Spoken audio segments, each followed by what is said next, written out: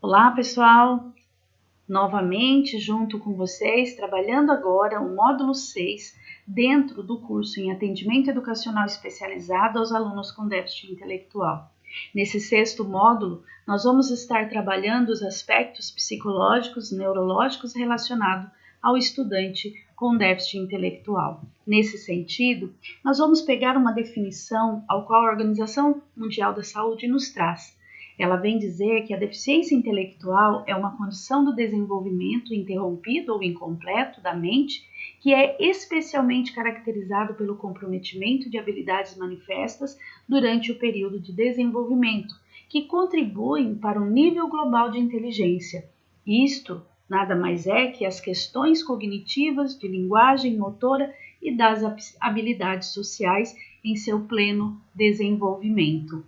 Assim, nós, quando falamos da deficiência intelectual, faz-se necessário compreender os processos de desenvolvimento. E aí eu volto a dizer para vocês, como dizem vários outros cursos, a importância de se compreender os níveis de desenvolvimento. Nesse sentido, utilizaremos os nossos mais conhecidos autores, como Piaget, Vygotsky, Vallon, que nos traz parâmetros para compreendermos essa base do desenvolvimento. Neste sentido, vamos refletir então sobre essa pergunta. Como que se dá esse processo de desenvolvimento dentro do esperado? Quando o processo de desenvolvimento ele segue uma certa frequência, dentro daquele período, dentro daquela faixa etária. Nesse sentido, espera-se que algumas habilidades elas surjam mais ou menos em determinada idade, nada fechado. Nós temos aí acima ou abaixo dentro daquilo que é colocado nas fases do desenvolvimento. Agora, quando falamos num processo de desenvolvimento anormal, quando ele sai do que se é esperado, é quando ocorrem problemas nesse processo todo. Alguns fatores nesse desenvolvimento, nesse processo, eles devem serem observados como possíveis causas. Temos aqui como exemplo o uso de substâncias tóxicas pela gestante durante a gravidez, traumatismo craniano resultante de uma queda ou um acidente. Todas essas condições elas vão interferir dentro do processo de desenvolvimento esperado daquela criança. Agora, com relação aos processos cognitivos, vamos pensar então na cognição. Cognição e a sua importância no processo do desenvolvimento. Para que haja um bom desempenho no processo de desenvolvimento, podemos dizer que é necessário o desenvolvimento das regiões cerebrais, sendo que cada região ela será responsável por uma determinada função. Nesse sentido, no processo de desenvolvimento normal, é importante que essas regiões elas devam estar intactas e íntegras, estabelecidas de acordo com a idade e se interconectando adequadamente para que haja uma boa resposta do cérebro aos estímulos do ambiente. Agora vamos então falar um pouco sobre os problemas de saúde associados com a deficiência intelectual. As crianças que apresentam déficit intelectual correm um risco maior de terem outros problemas de saúde. As condições de saúde mais prevalentes são, aí nós vamos estar falando das comorbidades.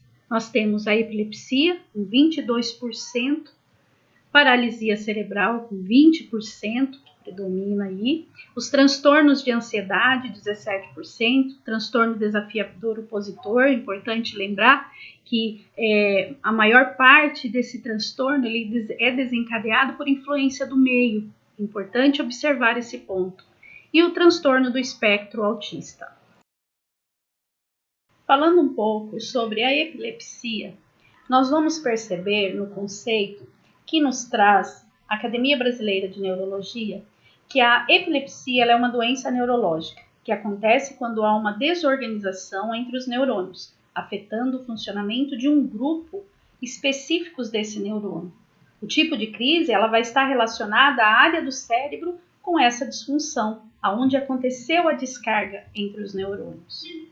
Nesse sentido, nós podemos perceber que entre 1 a 13% das crianças com síndrome de Down, elas vão apresentar a epilepsia. frequentemente grave e com difícil controle, está presente em 85% dos pacientes com síndrome de Alzheimer nos 3 primeiros anos de vida. Agora, os pacientes com síndrome do X frágil são altamente propensos a desenvolver a epilepsia. Agora, falando um pouquinho sobre as questões comportamentais, os problemas de comportamentos que mais afligem e preocupam principalmente o espaço escolar. Vamos perceber aqui que nas questões comportamentais presentes no estudante ou na criança com déficit intelectual, elas podem apresentar o quê? Inquietude, falta de concentração, impulsividade, birra, irritabilidade, choro. Também são comuns outros comportamentos perturbadores e mais intensos que podem ser vistos como agressão e comportamentos autodestrutivos. Nesse sentido, quando estes comportamentos se tornam graves e persistentes, podem se tornar uma grande fonte de estresse para os familiares e aqueles que convivem com o estudante ou a criança com déficit intelectual. Por isso, a necessidade de intervenções e orientações. Necessário se faz, então, a atenção devida para a redução desse tipo de comportamento por meio de tratamento e cuidados, permeados de afeto, regras e limites bem direcionados, pois o aluno com deficiência intelectual, o estudante, a criança, o quanto mais cedo trabalharmos a regra, os limites, através do afeto, ele aprende, ele vai aprender e dar uma resposta satisfatória dentro desse contexto. Vamos falar agora então sobre o prejuízo sensorial. Dentro desse contexto, a gente pode observar que o prejuízo sensorial nada mais é que são os problemas, por exemplo, visuais, auditivos, que estão presentes em cerca de 5 a 10% das pessoas com déficit intelectual. Como observado anteriormente nos slides anteriores, outras deficiências do desenvolvimento elas podem ocorrer conjuntamente com a pessoa com déficit intelectual. E aí nós chamamos do quê? Das comorbidades. Nós temos então, por exemplo, a paralisia cerebral, os problemas de fala, o autismo. Nesse sentido, é importante trazer um exemplo ao qual nós tivemos no CACIES um aluno que foi encaminhado para avaliação e que fazia curso de Libras. Ele apresentava a síndrome de Down, né, a deficiência auditiva e traços de um autismo. Importante perceber que a equipe multiprofissional ela precisou avaliar, observar muito esse aluno, dentro das suas características e da sua potencialidade. Neste sentido, a gente sabe que no espaço escolar, a criança ou o estudante com múltiplas deficiências, ela vai representar um grande desafio em termos de prestação de cuidados, né? Principalmente no espaço educacional, ao qual os professores eles vão precisar flexibilizar os materiais pedagógicos para esta clientela, para este aluno, respeitando, então, as suas limitações e as suas potencialidades. Agora, então, como já falamos um pouquinho das comorbidades, nós vamos citar algumas condições comuns associadas ao déficit intelectual para uma melhor compreensão. Nós vamos ver, então, no primeiro momento, a síndrome de Down. O que seria a síndrome de Down? Trissomia do cromossomo 21, causado por uma cópia adicional do material genético no cromossomo 21, que afeta o desenvolvimento do corpo e do cérebro. A deficiência intelectual, geralmente, ela é leve e apresenta boas habilidades sociais. Olha que interessante. Muitas vezes nós confundimos crianças com síndrome de Down de moderado a severo, mas pela falta do estímulo necessário, da orientação necessária, ele acaba entrando nessa confusão, pois ele apresenta, na grande maioria das vezes, uma deficiência intelectual leve. E isso é importante nós compreendermos. A síndrome do X frágil. Muitas vezes a gente já ouviu falar dessa síndrome associada ao TEA, também conhecida como síndrome de Martin-Bell e síndrome do escalante. Está ligada ao cromossomo X, que é uma das formas herdadas mais comum da deficiência intelectual. Também está associada, como eu já disse anteriormente, ao transtorno do espectro autista. Geralmente apresenta um déficit cognitivo variando entre normal a limítrofe a severamente baixo. Nesse sentido, é importante observarmos as características, porque mesmo apresentando esse QI variado entre normal, limítrofe ou severamente baixo, ele vai apresentar suas potencialidades. E é nesse sentido que nós, enquanto educação, fazemos valer. Nós precisamos observar do que esse aluno, qual a sua potencialidade dentro do seu espaço educacional, para então preparar materiais dentro da sua flexibilização para que ele possa ser desenvolvido. Já a fenilcetonúria, em sua definição, nos traz o que é uma doença metabólica que resulta da deficiência da enzima fenilalanina hidroxilase hepática, que converte o aminoácido fenilalanina em tirosina, a qual é precursora da dopamina e da noradrenalina. Olha que interessante, é uma herança autossômica recessiva. Ela é detectada normalmente no teste de pezinho, triagem com cloreto férrico em pequenas amostras de sangue. Nós vamos ver então o que mais importa, gente, com tantas substâncias complicadas, enzimas, nós vamos perceber então que a fenilcetonúrica ela tem uma herança genética e faz com que o indivíduo nasça sem uma importante enzima, a fenilalanina hidroxilase, dificultando o trabalho do organismo na quebra adequada de moléculas de aminoácido presentes em proteínas animais e vegetais.